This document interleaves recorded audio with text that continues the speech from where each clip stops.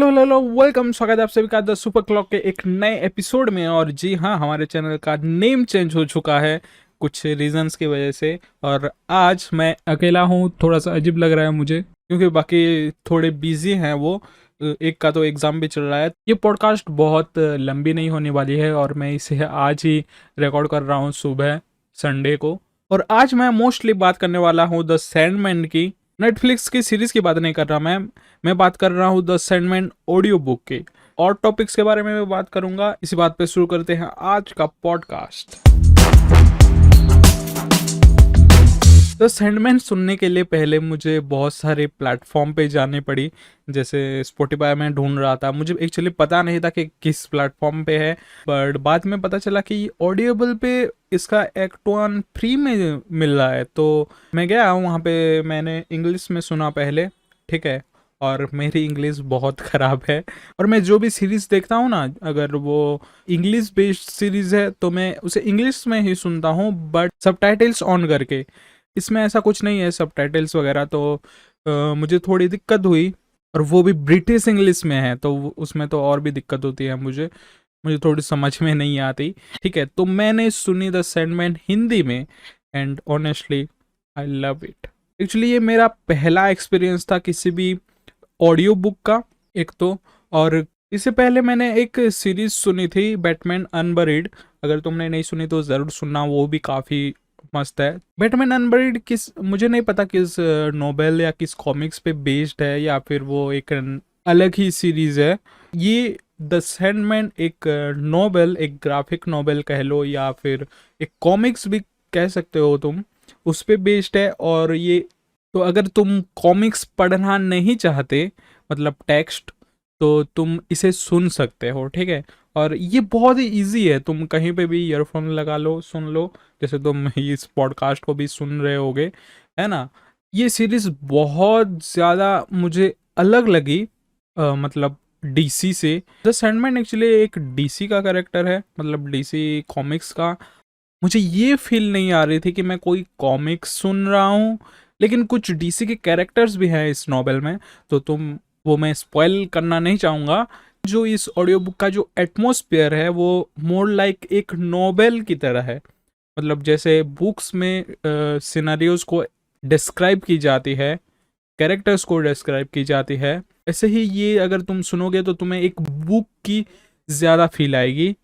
और जो डिस्क्रिप्शन है, जो इसका एनवायरनमेंट है, इसके कैरेक्टर को लेके, इसके एटमॉस्फेयर को लेके, वो बहुत ही सही लिखी गई है। इस नोवेल के जो राइटर है नील गैमन, उन्होंने कुछ और माइथोलॉजी बेस्ड बुक्स भी लिखे हैं, तो वो तुम्हें पता चलेगा इनके राइटिंग में, ठीक है।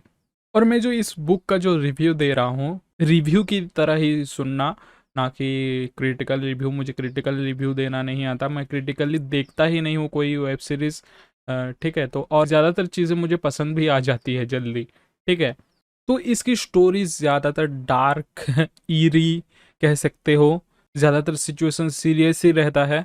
और ये तो बच्चों के लिए बिल्कुल भी नहीं है, अगर तुम 18+ नहीं हो तो बिल्कुल भी मत सुनना इसे। स्टोरी का जो मेन कैरेक्टर है द सैंडमैन, या फिर बहुत सारे नाम हैं उसके, the endless, God of dreams, actually वो एक गॉड है। और भी कई सारे गॉड्स हैं जो तुम्हें स्टोरी में आगे पता चलेंगी। इसमें से एक चैप्टर है जिसमें डेथ को इंट्रोड्यूस की जाती है। भाई वो चैप्टर, भाई क्या लिखी गई है। वो चैप्टर सुनते हुए मुझे ऐसे फील हो रहा था, डेथ का जो कैरेक्टर है वो फील हो रहा था। लेकिन उस चैप्टर में तुम्हें डायरेक्टली नहीं बताया जाता कि ये डेथ है, ठीक है। वो आसपास के सिचुएशंस ऐसे होते हैं जो तुम्हें बताते हैं कि ये कौन सा गॉड है। और डेथ का जो हिंदी वॉइस एक्ट्रेस है कुबरा सेठ, वो काफ़ी ज़्यादा डेथ पे जच रहा था। मुझे तो काफ़ी पसंद आया उनका वॉइस डेथ पे स्पेशली। शायद एक दो और कैरेक्टर्स को उन्होंने वॉइस दी है इसी ऑडियो बुक में, लेकिन डेथ का काफ़ी सही वॉइस था। और वो जो चैप्टर था डेथ का, वो मैं कहूँगा मेरा सबसे बेस्ट मुझे लगा, मेरा फेवरेट चैप्टर है वो।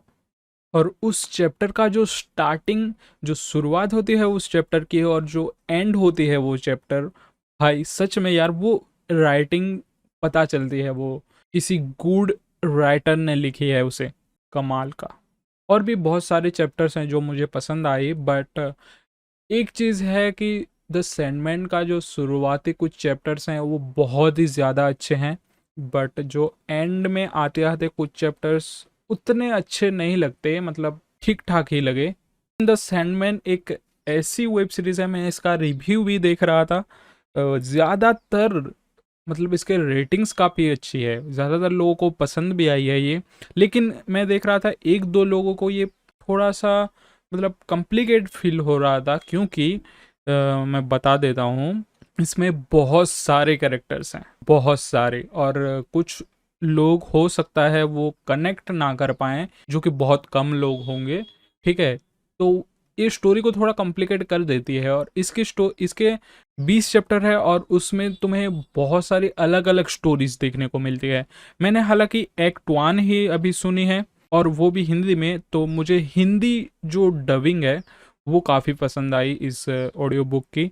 मैंने इंग्लिश में भी 1-2 चैप्टर सुनी हुई थी, तो उतना ज़्यादा मुझे डिफरेंस नहीं लगा। मतलब एक होता है ना, जब इंग्लिश से हिंदी में डब करते हैं तो बहुत सारी चीज़ें चेंज कर दी जाती है, लेकिन इसमें ऐसा मुझे फ़ील बिल्कुल भी नहीं हुआ।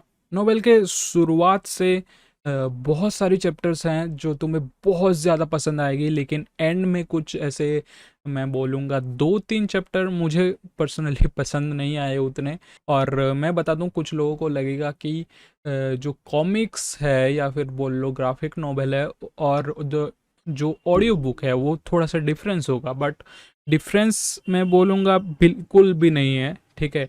बस वो जो डिस्क्राइब करना पड़ता है तुम्हें समझने के लिए, तुम्हारी इमेजिनेशन के लिए, वो थोड़ा-सा है ऑडियो बुक में, ताकि तुम वो उस एनवायरनमेंट को समझ सको, उस कैरेक्टर को समझ सको, उसका जो वो कैसा दिखता है, वो कैसे कपड़े पहने हैं उसने, ये सब चीज़ें जो होती है, वो समझने के लिए थोड़ा ऑडियो बुक में उसे डिस्क्राइब किया गया है।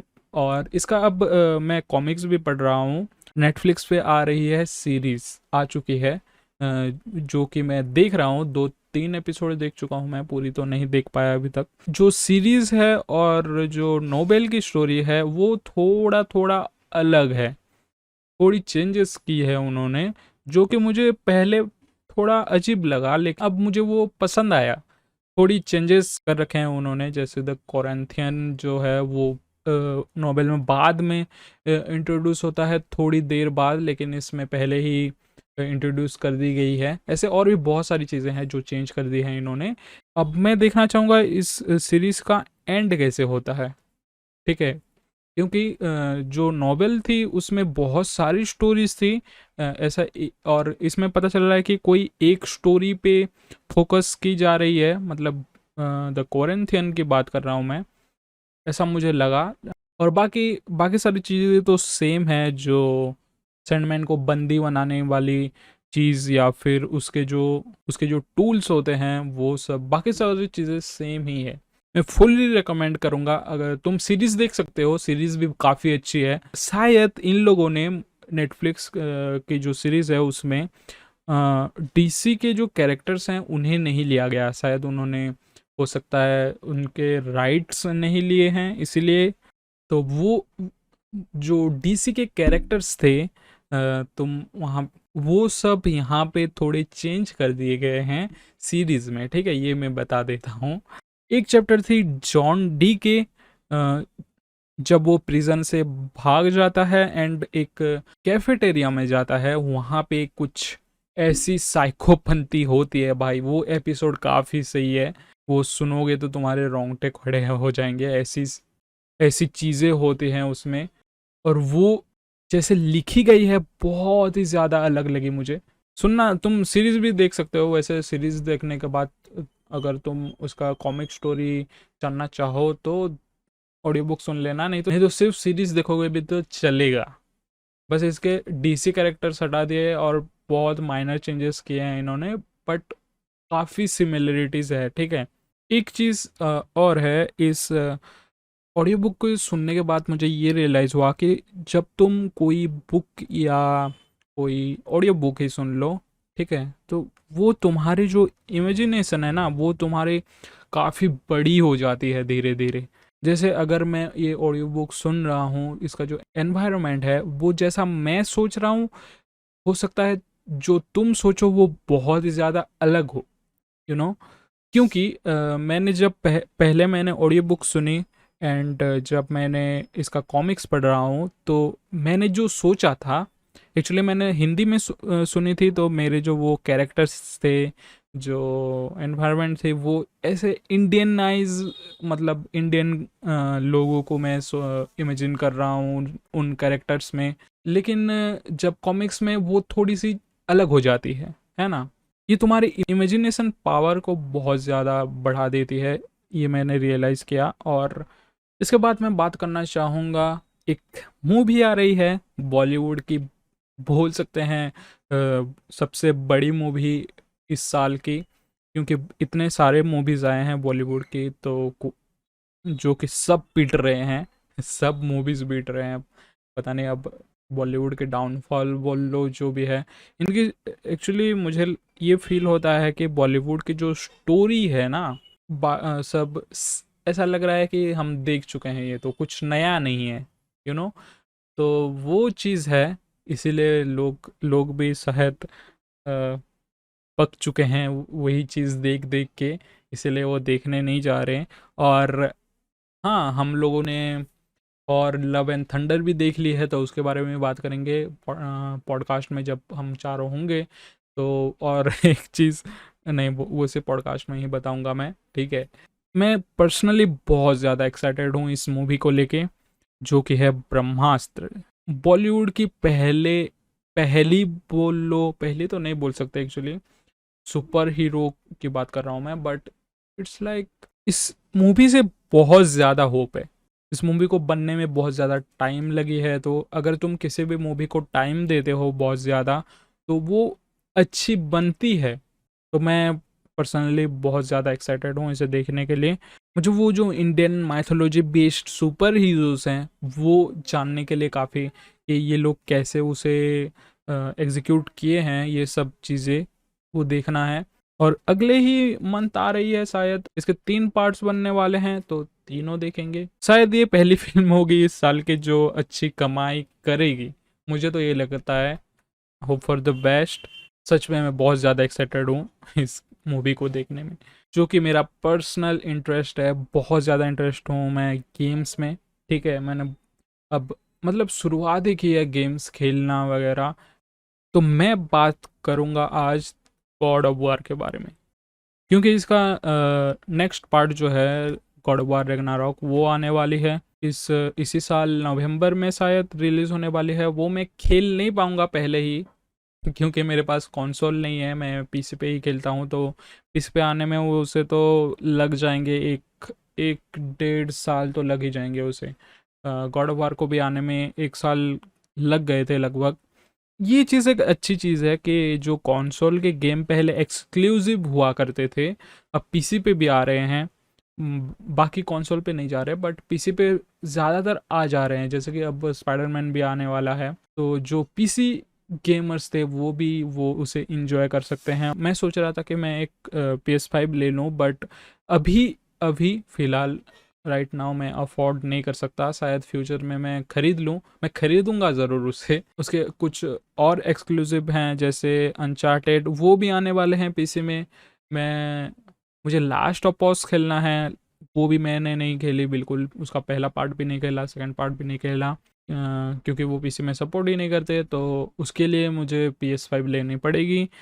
वो शायद पीसी में नहीं आएंगे अभी इतनी जल्दी तो नहीं, शायद उसका पार्ट 1 आ जाए। और वो काफ़ी सही गेम है। एक और गेम है गोस्ट ऑफ सुसीमा। ये एक गेम है जो मुझे बहुत टाइम से खेलनी है, लेकिन ये भी मैं नहीं खेल सकता क्योंकि मेरे पास पीसी है। ऐसी जो स्टोरी बेस्ड गेम है, इसमें मेरा ज़्यादा इंटरेस्ट है। तो मैं बात कर रहा था गॉड ऑफ वार की।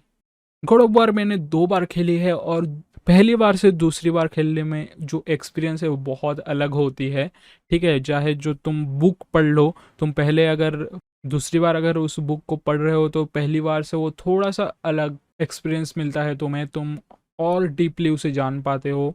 ऐसा ही गॉड ऑफ वार के बारे में ही है मेरा ओपिनियन। मैंने पहले इसका जो पार्ट्स है वो सारी खेली है, सिवाय गॉड ऑफ वॉर 3 के, ठीक है। तो बट मैंने देखी हुई है पूरी गॉड ऑफ वॉर 3, उसकी स्टोरी। गॉड ऑफ वॉर एक ऐसी गेम है जिसमें तुम्हें एक्शन मिलता है, जिसमें तुम्हें स्टोरी मिलती है, जिसमें तुम्हें माइथोलॉजी जानने मिलती है, जो इवेंट्स हुए थे जैसे नॉर्स माइथोलॉजी हो गया, ग्रीक माइथोलॉजी, वो भी इन लोगों ने, जो इनके राइटिंग टीम है, उन्होंने काफ़ी अच्छी काम किया है इसमें। अब आ रही है गॉड ऑफ वॉर रैग्नारॉक। तो रैग्नारॉक मुझे खेलना है, लेकिन देखते हैं कब तक पीसी में आता है ये। और ये सबसे बड़ी गेम हो सकती है मुझे लग रहा है, ठीक है, क्योंकि इसमें नॉर्स माइथोलॉजी की एक सबसे बड़ा इवेंट रैग्नारॉक होने वाला है। कमेंट्स में बताओ कि तुम्हारा क्या गेम्स में इंटरेस्ट है, ठीक है, तो वो उसके बारे में भी हम बात करेंगे। अगर तुमने सेंडमैन सुनी है या वेब सीरीज़ देखी है तो कमेंट्स में बताओ कि तुम्हें कैसी लगी। और तुमने कॉमिक्स भी पढ़ी है और सीरीज़ भी देख रहे हो तो बताना ज़रूर कि तुम्हें कौन सी कॉमिक्स ज़्यादा अच्छी लगी या सीरीज़ अच्छी लगी। इसी के साथ ये वाले पॉडकास्ट को एंड करते हैं। चैनल को सब्सक्राइब कर दो, हमारी टाइमिंग भी चेंज हो चुकी है। वीडियो को लाइक कर दो और अपने दोस्तों के साथ शेयर करो। और नेक्स्ट पॉडकास्ट में हम सारे आ सकते हैं। मैं मिलता हूँ आपसे नेक्स्ट पॉडकास्ट में।